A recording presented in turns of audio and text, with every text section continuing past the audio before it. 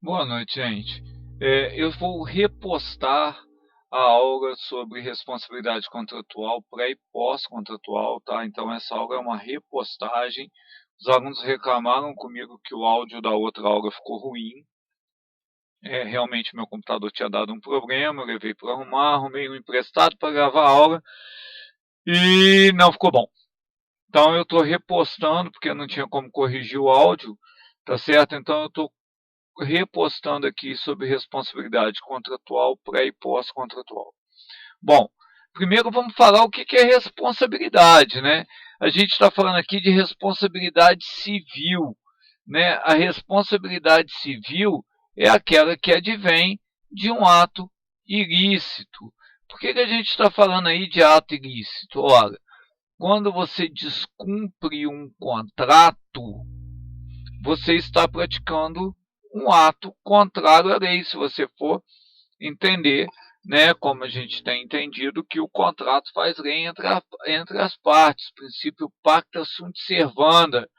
Então, se eu descumpro um contrato, se eu descumpro uma lei, eu estou, a princípio, praticando uma ação contrária à norma, né? Apesar da cláusula rebus sic stantibus, da revisão dos contratos, o ideal, o que a lei deseja, é que o contrato seja realizado, que ele seja cumprido espontaneamente, tá certo?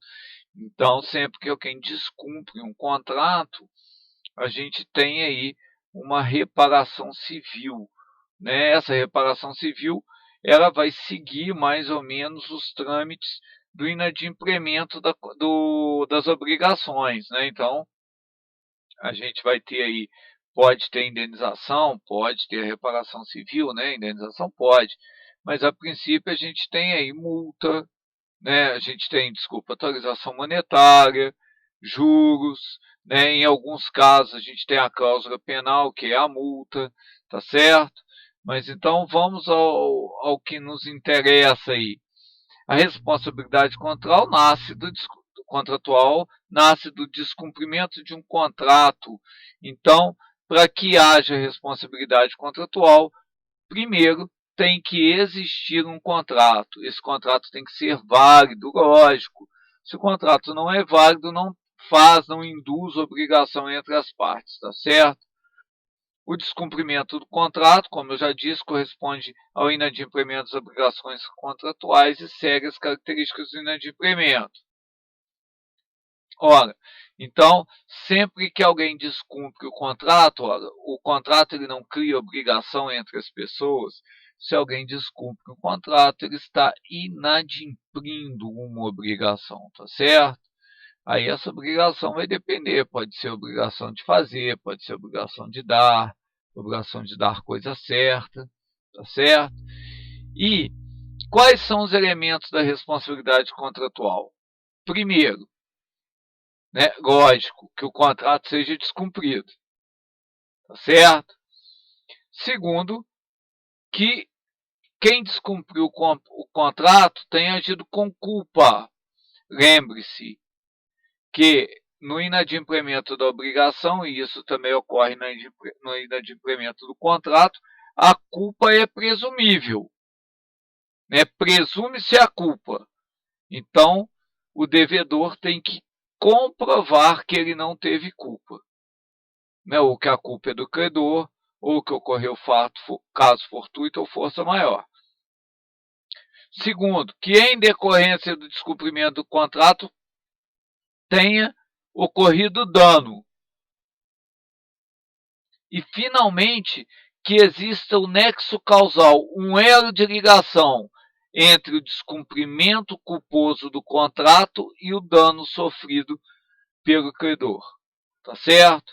Então, são as mesmas regras da responsabilidade civil. Tá certo? Então, que haja um ato culposo, que seria o descumprimento do contrato, o dano e uma relação entre o descumprimento do contrato e o dano.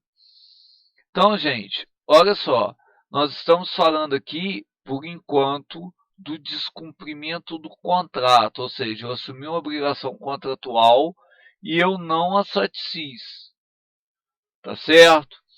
Só que nós temos mais do que responsabilidade contratual. A gente tem uma responsabilidade, né? O direito, ele impõe uma responsabilidade que vem desde antes da realização do contrato. Desde o momento da proposta do contrato, eu já sou responsável pelo que eu propus. Então, se nós formos analisar aí, olha, a responsabilidade pré-contratual, olha o que diz o artigo 422, né, sobre a boa-fé objetiva, né, os contratantes são obrigados a guardar, assim na conclusão do contrato, como em sua execução, os princípios da probidade e boa-fé. Olha só que interessante. Ele não está falando aqui da frase pré-contratual. Ele fala na conclusão do contrato e na execução. Mas ele não fala da questão pré nem pós-contratual. Tá certo? Agora, existe essa questão a ser discutida? Sim, existe. A questão da pré. Porque, olha só, quando que eu inicio o contrato? O artigo 427 vai nos responder isso.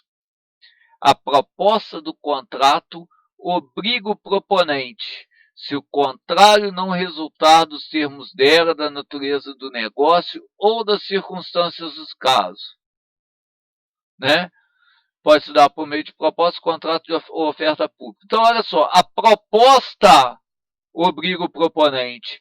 Se ele faz a proposta e depois ele próprio descumpre o que ele propôs e causa prejuízo ao proposto, ele vai responder civilmente por esse dano que ele ocasionou. Gente, isso é deveras importante. Tá certo? Por que isso? Por que eu posso falar que isso é deveras importante? Porque ele me mostra claramente que já existe uma responsabilidade antes da realização do contrato. Eu não estou falando aqui de contrato preliminar. Eu estou falando antes da realização de qualquer contrato. Tá? É a responsabilidade pré-contratual. Inicia com a proposta. Eu ainda nem fiz o contrato. Suponhamos uma proposta de compra e venda. Eu faço uma proposta para a compra e o vendedor aceita a minha proposta e deixa de vender para outra pessoa. Depois eu descumpro a proposta porque eu ainda não assinei o contrato. Ele deixou de vender. Ele tomou prejuízo. Tá certo? Então, a gente tem a chamada responsabilidade pré-contratual. Mas será que só isso, né, é o suficiente para a gente? Será que só isso basta? Não. Na verdade, a gente também tem a questão da responsabilidade pós-contratual, depois da realização do contrato. Ora, mas isso existe, o contrato já foi feito, já cumpriu, ainda vou ter responsabilidade? Com certeza que sim, né? Quanto à qualidade ou à validade do bem ou serviço, então nós vamos estudar mais tarde o vício redivitório, a evicção. Ora, o contrato já acabou, já todas as circunstâncias do contrato foram satisfeitas.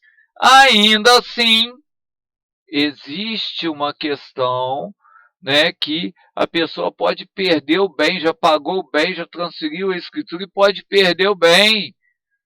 Ora, o vendedor, se é por culpa dele, por conta da evicção, por exemplo, em decorrência do vício redivitório, o vendedor tem que ser responsabilizado. Ah, mas acabou o contrato. Ah, responsabilidade pós-contratual. E também referente à ética, né? As questões do dolo, lembra? A gente estudou dolo lá na realização do negócio jurídico, né? Se houve um ato doloso e esse ato doloso causou prejuízo ao comprador, por certo que existe essa responsabilidade pós-contratual, tá certo? Então, olha só, o contrato na proposta, então pré-contratual já começa a gerar responsabilidade. Todos os atos programados no contrato, todas as obrigações decorrentes do contrato geram responsabilidade. E mesmo após a satisfação do contrato, quando todas as obrigações contratuais já foram satisfeitas, fatos alheios ao contrato, mas que se liguem à transferência de direitos e obrigações naquele contrato, geram responsabilidade pós-contratual. Tá certo? Boa noite, gente. Um abraço para todo mundo e até a próxima.